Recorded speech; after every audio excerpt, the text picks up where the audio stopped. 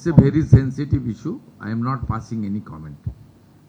আগামীকাল এসটিএফ এর পক্ষ থেকে একটা প্রেস ব্রিফিং আপনাদেরকে দিয়ে দেবে।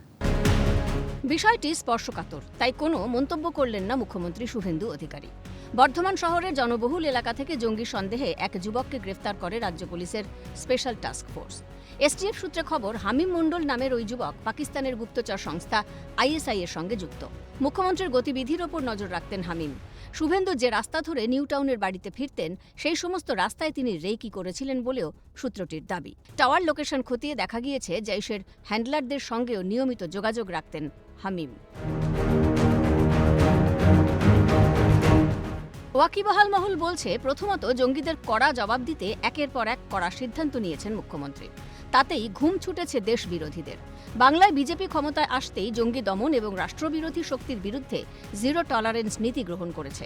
তার এই অনমনীয় মনোভাবের কারণে জৈশ-ই মোহাম্মদের মতো আন্তর্জাতিক জঙ্গি গোষ্ঠীগুলির বাংলায় নেটওয়ার্ক বিস্তার বাধাগ্রস্ত হচ্ছে। অনুপ্রবেশ রুখতে সীমান্ত সুরক্ষায় রাজ্য ও কেন্দ্র সরকারের কাঁটাতার দেওয়ার ভাবনাকে ভালো চোখে দেখেনি বাংলাদেশ। বদলের বাংলাদেশে পাক যোগের নানা তথ্য ইতিমধ্যেই উঠে এসেছে। বাংলাদেশের সঙ্গে পাকিস্তানের সখ্যতাও নজরে আন্তর্জাতিক মহলের। বাংলাদেশের মাটিকে ছুঁয়ে মৌলবাদী সংগঠনগুলি মাথাচাড়া দিয়ে উঠেছে, সেই তথ্য স্পষ্ট। দ্বিতীয়ত, আন্তর্জাতিক চক্রান্ত ও কন্ট্রাক্ট কিলিং। ধৃত জঙ্গি হামিম মণ্ডল কাশ্মীরের সাজ্জাদ ভাট গোষ্ঠীর সদস্য, যাদের সঙ্গে আন্তর্জাতিক সন্ত্রাসী নেটওয়ার্কের গভীর যোগ রয়েছে। এই গোষ্ঠী মূলত গুরুত্বপূর্ণ রাজনৈতিক ব্যক্তিত্বদের সুপারি দিয়ে হত্যা বা নাশকতার ছক কষে থাকে। রাজনৈতিক শত্রুতা, নির্বাচনী লড়াই এবং প্রভাবশালী অবস্থানই শুভেন্দু অধিকারীকে বারবার টার্গেটে পরিণত করেছে। নন্দীগ্রাম ও ভবানীপুরে মমতার বিরুদ্ধে জয় এবং রাজনৈতিক সংঘাতে তার আত্মসহায়ক ও সহযোগীদের ওপর হামলার মতো ঘটনাগুলো তার প্রমাণ। তবে এটাই প্রথম নয়। এর আগেও মে মাসে মুখ্যমন্ত্রী হবার পরই গার্ডেন রিচ থেকে একজনকে গ্রেফতার করা হয়, যার সঙ্গে আল কায়দার যোগ ছিল। ওই ব্যক্তি মুখ্যমন্ত্রীকে হুমকি দিয়ে পুলিশকে ইমেইল করেছিল। এরপর বাংলাদেশের একটি ফেসবুক পেজ ডেইলি ইনক্লাব থেকে সরাসরি শুভেন্দুকে বিরোধী দলনেতা থাকাকালীনই তাঁর বিরুদ্ধে বিষোদ্গার করে কুরুচিকর মন্তব্য করে ভিডিও পোস্ট করেছিল। এখানেই প্রমাণিত, শুরু থেকে শুভেন্দু অধিকারী দেশকে গুরুত্ব দিয়ে মৌলবাদীদের আস্ফালন ভেঙে দেওয়ার চেষ্টায় কঠোর ছিলেন। সে কারণেই কি এই ছক? মুখ্যমন্ত্রী এদিন বলেন, এর সঙ্গে জড়িত জাতীয় সুরক্ষা, জড়িত আন্তর্জাতিক যোগ, তাই কোনো মন্তব্য নয়। ধৃতের মোবাইল সহ তার বিভিন্ন ইলেকট্রনিক ডিভাইস থেকে কি তথ্য পাওয়া যাচ্ছে তা খতিয়ে দেখছে এসটিএফ। না, I am not passing any comment. It's a very sensitive issue. এটা ইন্টারন্যাশনাল কানেকশনের বিষয় আছে, ন্যাশনাল সেফটি সিকিউরিটির বিষয় রয়েছে। ইনিশিয়ালি এটা নিয়ে আমার অন্তত কিছু বলা উচিত নয়। এটা এসটিএফ ডিটেলসে বলবে। আজকে পিসি নেবে বর্ধমানে, তারপরে তাদের কাছে এলে তারা আরও ইলেকট্রনিক ডিভাইসগুলোকে অ্যাসেসমেন্ট করতে হবে। এটা এভাবে বলা যায় না, প্লিজ। দেশ সবার আগে, রাজনীতির উপরে দেশের সুরক্ষা, ঘটনা প্রবাহ মনে করালেন মুখ্যমন্ত্রী।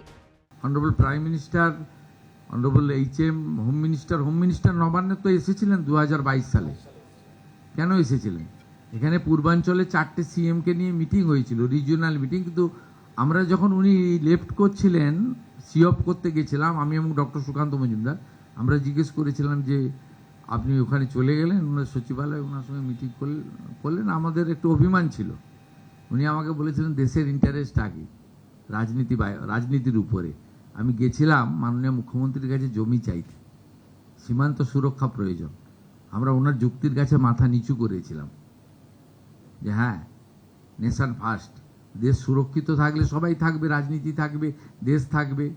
আপনি আপনার প্রফেশনে থাকবেন, ইনি ওনার প্রফেশনে, ইনি ওনার প্রফেশনে থাকবেন, আমরাও পাবলিক ফিল্ডে থাকবো।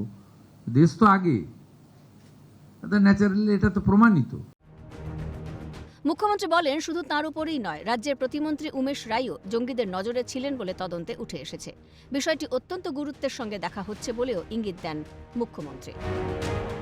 আওয়ার এমওএস উমেশ রায় অলসো এই স্ক্যানারের মধ্যে ছিল, বাকিটা আমি বলছি না। It's a very sensitive issue, please এর থেকে বেশি আমাকে দিয়ে বলাবেন না। প্রশ্ন উঠছে, বড়সড় জঙ্গি নাশকতার ছক ছিল কি? তবে স্লিপার এজেন্টদের চিহ্নিতকরণে তৎপর এসটিএফ সহ রাজ্য পুলিশ প্রশাসন। জঙ্গি সংগঠনের কাছে মাথা নত নয়। সরকারের কড়া অ্যাকশনের মুখে অশুভ শক্তির হার হবেই, মত সংশ্লিষ্ট মহলের। ক্যালকাটা নিউজ।